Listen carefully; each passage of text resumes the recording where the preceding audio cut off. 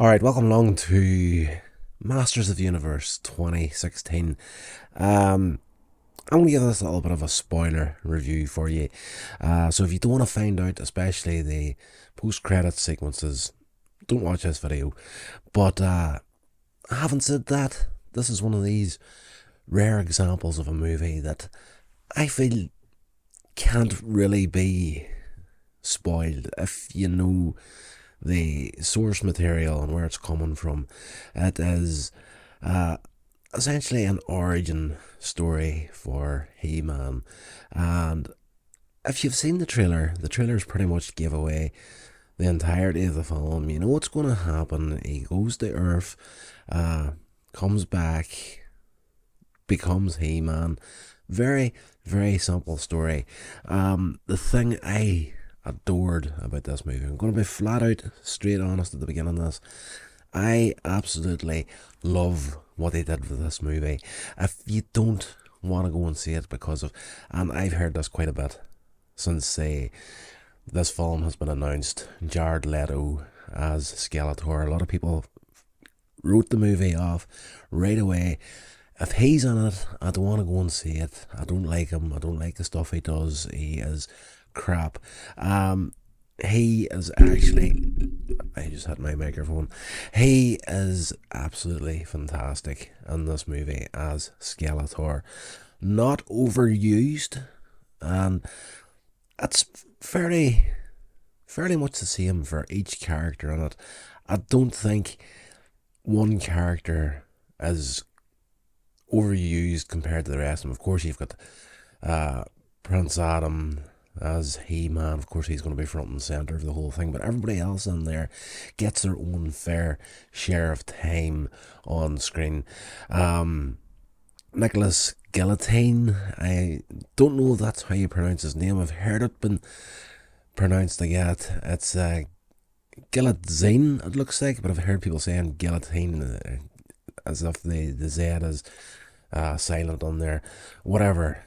Plays a fantastic Prince Adam and a great He-Man in the movie. The one that I really enjoyed was Idris Elba as Man at Arms.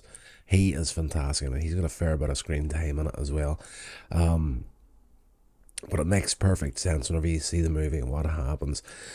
The basic gist of the film is it starts off when Prince Adam's 10 years old and he's getting trained to be Man at Arms and that, and he's a bit of he feels like he's letting his father down, King Randor, because he's a scaredy cat essentially, and he's not picking up the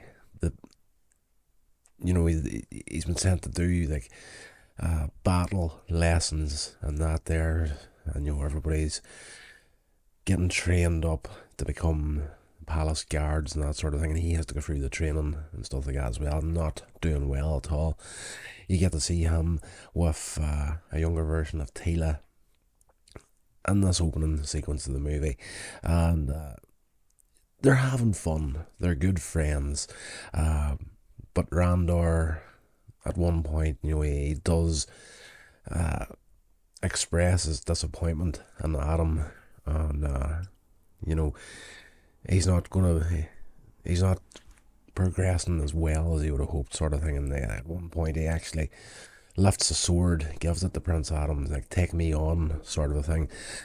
Kind of really mentally scars a child, essentially, at this part of the movie. He gets knocked down, Prince Adam, this little 10-year-old, fighting his father with a sword. And he's down, he's out, he knows that he's let his father down. But as the father walks away, Man at Arms, Idris Elba, tells him, okay, get up, stand up, and let your father see that you're not going to stay down. And, when he turns around and he sees you standing up, he's going to know you are his son, and, that sort of thing. But the devastating thing for Prince Adam is his father does walk away and doesn't look back. And this kind of breaks Man at Arms' heart a wee bit as well. That is the essentially what he is as a kid, afraid, doesn't want to, or doesn't feel like he can carry the mantle of being the son of the king, sort of thing. Skeletor's army invades Eternos at this stage, and all hell breaks loose. Trapjaw, fantastic. Love to see that character coming into the movie. Faces off with Man at Arms, gets the upper hand on him, and the place is overthrown essentially. And a last ditch effort, Prince Adam's mother, the Queen, gets the sorcerers to open a portal to Earth to save Prince Adam, and he's given the power sword to get him back essentially whenever he goes to Earth. So they send him off, and he ends up losing the sword inside the portal before he reaches Earth. So they emerge in two different parts of planet Earth, and it takes 15 years for him to actually find the sword. And I've heard a few different ideas on the power sword in this movie. I'm not going to spoil it too much, but 15 years passes. He becomes a worker in an HR department. Doesn't like it the whole time he's trying to find this sword, and he has all these drawings around his room of the people he knew on Eternia, and giving them names of his own essentially, which was a nice little touch in this movie. You've got characters like Ram Man, he's in there. Loved seeing that character. That was one of my favourites whenever I was growing up. You've got Fisto there as well. A few other guys, but the way this movie works itself out is everybody that's named after the characters in the original TV show come from the 10-year-old Prince Adam and his memories of what he used to call the people. He seen these guys as heroes, didn't know their names, so he named them himself, including his own hero name self at the end of the movie. He's asked, you have all these names for these guys, what did you call yourself? And he's like, He-Man. That was a nice little touch. I like that there. So when he's on Earth, he's in a gym one day, and he comes across this guy, gives him some advice, and it is indeed Dolph Lundgren, the original live-action He-Man from '87. Eventually, he manages to get hold of the sword, and he's rescued by Teela. Beastman shows up on Earth, eventually gets back to Eternia, sees what happens. Since he's gone, the 15-year stretch in there, Skeletor's completely taken over. Didn't want to rule, he wanted the power, essentially. It's your basic Skeletor storyline. He wants the power, and everything else doesn't matter to him. So the place is in ruins, the palace guard are in hiding. Man at Arms has taken to drink because he's let everyone down, and Teela brings him back, and the rest of the movie is essentially him becoming He-Man, fighting against Skeletor. A lot of good sequences in there. He gets reunited with Cringer. It is good. I don't want to go into too much detail here because I want you to actually go see this movie. The thing about it is, this film, at the point of recording this review, isn't doing well in the box office, and I could have called that at the very beginning. This here film is essentially a love letter to the kids that actually grew up watching the show. Like me, prime example, whenever this was on TV, I was what age would I have been? I was early primary school years. I was like 5, maybe 6 years old whenever this here originally came out. So I was the kid coming back from early primary school, sitting down in the afternoons. He-Man would come on, you're sitting there to watch the cartoons. This was an amazing show. I absolutely adored it as a kid. And even to this day, you know yourself, if you've been on this channel any length of time, I love doing reviews of He-Man, the Masters of the Universe, which I need to actually finish off. Yeah, they're right here, the whole collection. This is it there. So it's a love letter. It is an actual love letter to the kids. That is its big strength, but at the same time, it's its biggest weakness. If my generation, guys that are in their 40s now, mid 40s, this is the age range this movie is like directed directly at. If we don't get out and watch this movie, it is, from a financial standpoint, going to be a failure. But having said that, it's going to be a cult classic, you know. And I have read somewhere online, and I don't know if it's accurate. It's a bit early to be talking about a sequel to it, but they say a sequel's already been greenlit for Masters of the Universe. And that kind of leads me into the post-credit sequences. So if you don't want to hear this, get away. But at the same time, if you know the show, it's not going to be if you know the show and the universe, it's not going to be a surprise what they did with the post-credit sequences. So I'm going to go for it now. What I hoped they would have done with the movie, they did do in a nice way. At the end of each episode of He-Man and the Masters of the Universe, if you didn't get the moral of the story, one of the characters would break the fourth wall and actually tell you what the moral of the story was. They do that very quickly in the post-credits of this movie. As soon as it closes out and you get the directed by Travis Knight on the screen, it cuts over to flipping little Orko. He turns up in it and he gives you that little, in today's story we learned blah blah blah, and says his little bit, and then at the end, until next time, exactly the way they would have done it in the cartoon. Fantastic. We go through the post credits a little bit further and we see the tip of the sword in the air and this electricity flowing around it. Whenever you see it doing it to get there, you're thinking to yourself, oh, okay, I see what's happening here. Very quick little sequence. It does show Force Captain Adora with her back to the screen as She-Ra. It's very quick, but it introduces She-Ra in the post credits. So that was a tasty little ad there as well. And the final post credits at the very end is essentially that little tag on that Skeletor is not necessarily beaten and gone at the end of this movie. There's a chance he's going to come back, and it is fairly similar to the post credit sequence of the 87 movie. I want to say 87. Fairly close to that little tag on it. There was a post credits in that. If you didn't know, go back and check it out. Essentially, Evelyn at the end of the movie lifts Skeletor's skull, which is the only thing left of him at the end of it. Big spoiler. And she's like, "You have looked better," and she walks away. And at the end, you hear the laugh of Skeletor as to say, "I'm not done yet. I'm going to come back." I can't. There's only a few things in this movie, and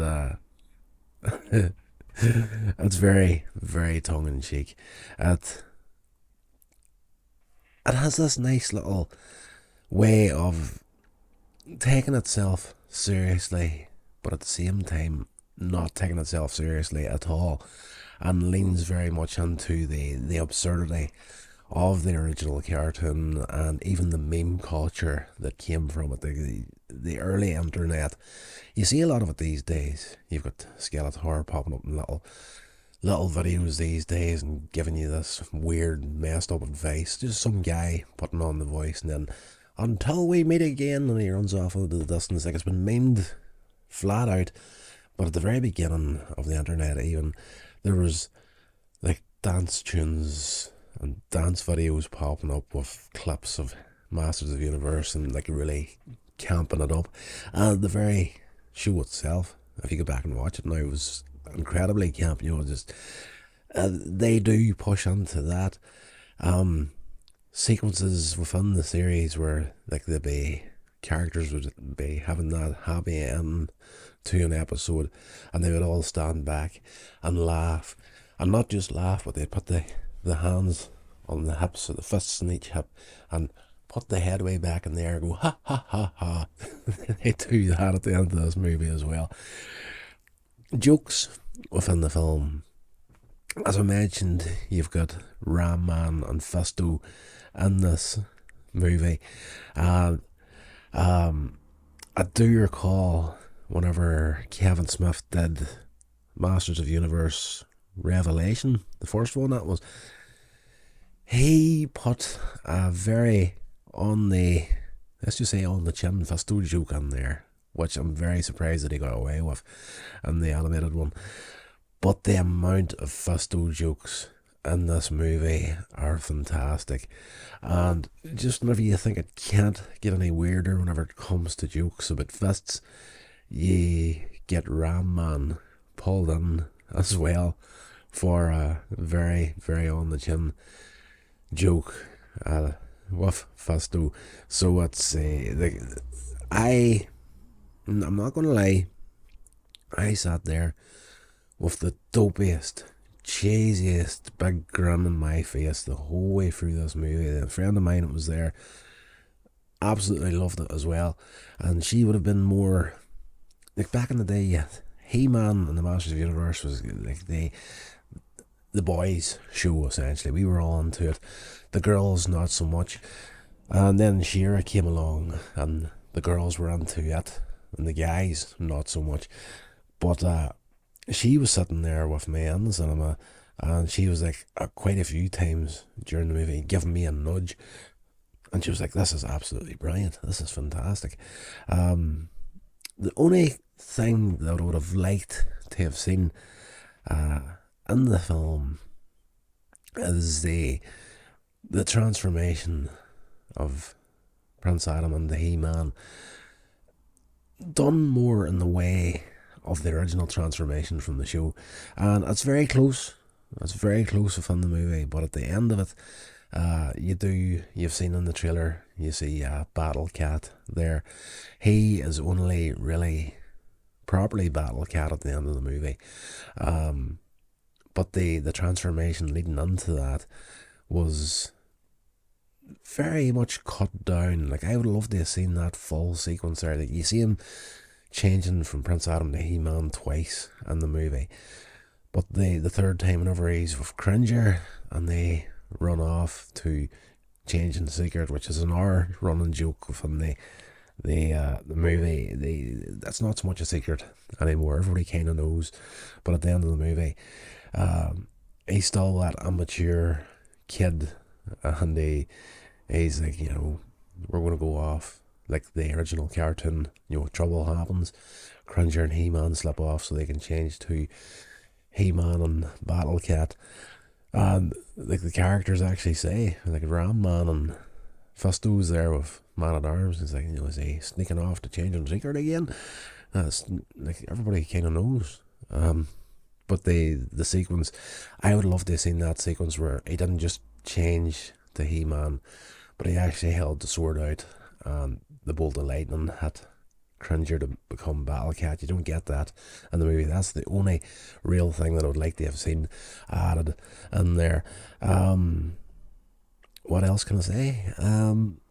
Perhaps that fact that everybody kind of knows who he is as He-Man in the movie. I kind of hoped they would have leaned into that idea of, in the original show, there was only the Sorceress, Man at Arms, and Orko were the only people that knew the secret to Cringer and Prince Adam being Battle Cat and He-Man. But it is what it is. It's a decent little movie that is going to mature well. And if you are in your 40s and you do have any memories of the show whatsoever as a kid, you need to get out and see it. You need to go and support this on the big screen, and definitely make sure that it gets the recognition it deserves, because it is a movie that has been made with a lot of heart, and definitely respects the core material that it comes from, and more importantly, really respects the people that watched the show as children. This is what we hoped when the 87 movie comes out. I keep saying 87. I can't recall if it is 1987 that the original Masters of the Universe movie came out. But I can recall going to see that in the cinema as a kid with my father and been fairly much disappointed in it. I was just like, this isn't He-Man. But that movie too did find its place whenever time marched on. Like, it wasn't a hit by any stretch of the imagination, but the fans do have a bit of a love for it now. And even myself, if it pops on TV or something, like, I'd sit down and watch it. But I do recall being in the cinema as a kid, being sorely disappointed with it. And the Masters of the Universe that we just got is the film that us as children hoped we were going to get back in '87. So the the franchise has definitely, yeah, that's definitely. I was going to say giving us an apology for the original film. Don't really want to say it that way, but they have given the kids what they have given us 40-plus-year-old kids what we hoped we were going to get in '87 with this movie. It's a good time to be had, and definitely one of these films where you sit there and you're watching it and you think to yourself, like, everybody in this set seems to have had a lot of fun making this. And I genuinely can't recall the last time I left the cinema like incredibly happy after having seen a movie. Definitely brought back that little spark of magic from the childhood, and definitely that little spark of cinema loving that I had as a kid as well. Just everything that I hoped for, pretty much everything that I hoped for, we got in this movie. Fantastic. Again, if you haven't seen it, get out and watch it. Even if I've completely spoiled it for you, it's a good time to be had.